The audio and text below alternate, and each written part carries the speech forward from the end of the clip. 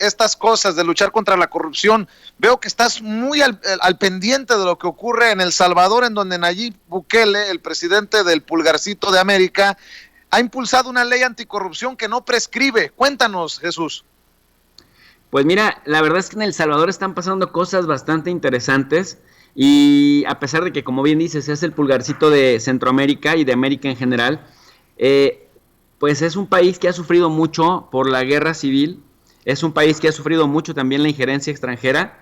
pero como país latinoamericano, como buen país latinoamericano, ha sufrido mucho también la corrupción política de sus élites. Y también, así como en México, hay un PRD que hablaba con la izquierda y cobraba con la derecha.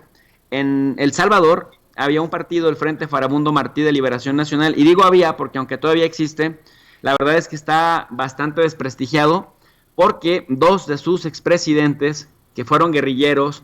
que cuando entraron a la vida pública prometieron que iban a acabar con la corrupción del partido Arena, que es el partido de derecha, el PAN salvadoreño, para explicarlo en palabras sencillas, pues realmente terminaron aliados y terminaron convirtiéndose en lo que tanto dijeron que iban a perseguir. Me refiero a Mauricio Funes, que fue presidente de El Salvador del 2009 al 2014, y luego después a Salvador Sánchez Serén, otro expresidente de izquierda del Frente Farabundo Martí de Liberación Nacional, que cuando fue vicepresidente de Mauricio Funes, y junto con Funes, Vicente, se aprobaron algo que también es muy común en nuestros países, en América Latina y en México con el PRI, lo vimos con Peña Nieto muchas veces, se aprobaban sobresueldos,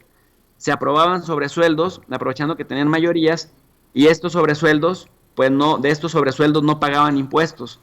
Entonces, por ejemplo, nada más para darte una cifra así concretita, lo que el Congreso salvadoreño, por ejemplo, aprobó para esa administración, para gastos de la Casa Presidencial salvadoreña de Funes, fueron 80 millones de dólares y terminaron gastándose 351 millones de dólares, lo que te habla que de lo demás hay muy poco rastro de que se haya ejercido el presupuesto para políticas públicas, para pavimentación, para seguridad social, etcétera, etcétera. Bueno, en ese contexto, Vicente, se giraron procesos penales contra 10 exfuncionarios de muy alto nivel en El Salvador, empezando por los presidentes y expresidentes Funes y Justo Sánchez Serén, quienes ahora se dicen perseguidos políticos. Funes sería el tercero y Sánchez Serén el cuarto presidente de la etapa democrática salvadoreña en tener una orden de captura. Los dos, bueno, de Funes ya se sabe, se fue a Nicaragua desde 2016, se hizo nicaragüense, y Sánchez Serén en este momento está intentando también tener la nacionalidad nicaragüense porque, ¿qué crees? Pues ahora que se gira una orden, una ficha roja de la Interpol, casualmente Nicaragua no tiene, o más bien en su constitución, no permite extraditar a ningún nicaragüense.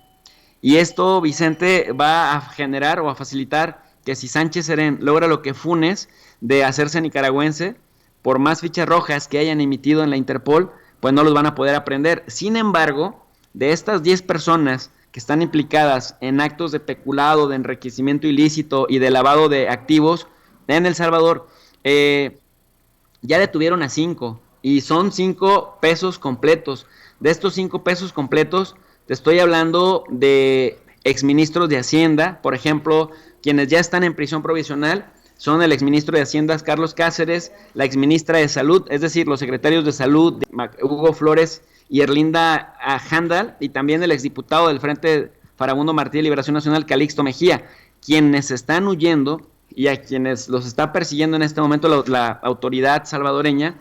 son el exsecretario privado de la presidencia Manuel Melgar, además el que era el ministro de Obras Públicas y Medio Ambiente Gerson Martínez y Lina Paul, respectivamente, Vicente.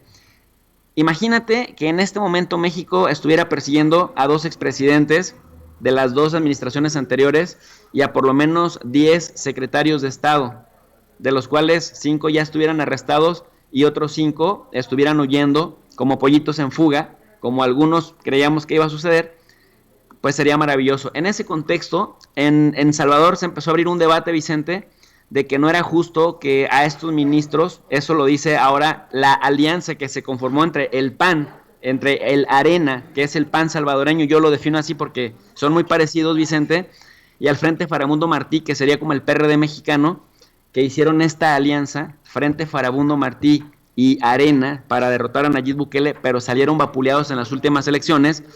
pues han estado ahora insistiendo, primero, que es persecución política, y segundo, que muchos de estos delitos pues ya prescribieron. Entonces Nayib Bukele, aprovechando que tiene en este momento una mayoría abrumadora en el Congreso salvadoreño, lanza una propuesta de ley que seguramente le va a ser aprobada,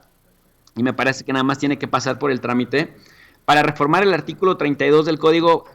Procesal Penal, el cual estipula que la persecución judicial no puede prescribir cuando se trate de delitos de tortura y secuestro, actos de terrorismo, genocidio, violación de leyes o costumbres de guerra, desaparición forzada de personas, delitos cometidos contra la libertad sexual de menores y discapacitados.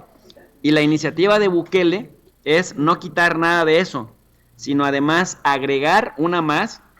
una cosa que se establece en el libro segundo, título sexto, capítulos 2 y 3 del Código Penal salvadoreño, que es: el gobierno busca modificar el marco regulatorio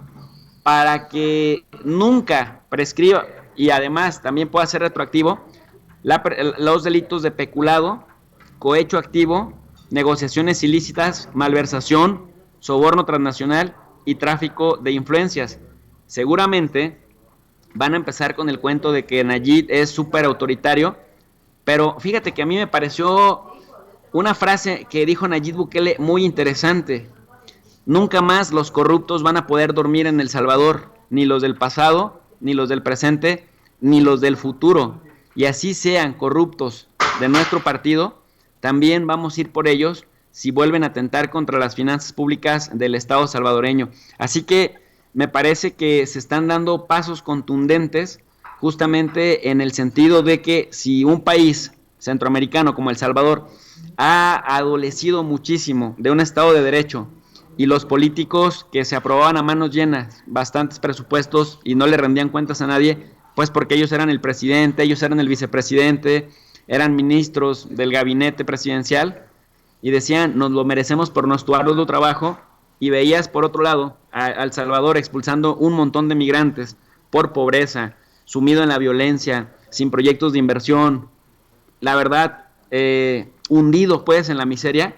Me parece que es lo menos que se puede hacer para atajar este flagelo causado por la corrupción política, que tampoco era delito grave, Vicente. Pues qué interesante, se están moviendo las cosas en nuestros países, no solamente en México, sino en la región, querido Jesús. Y oye, hablando de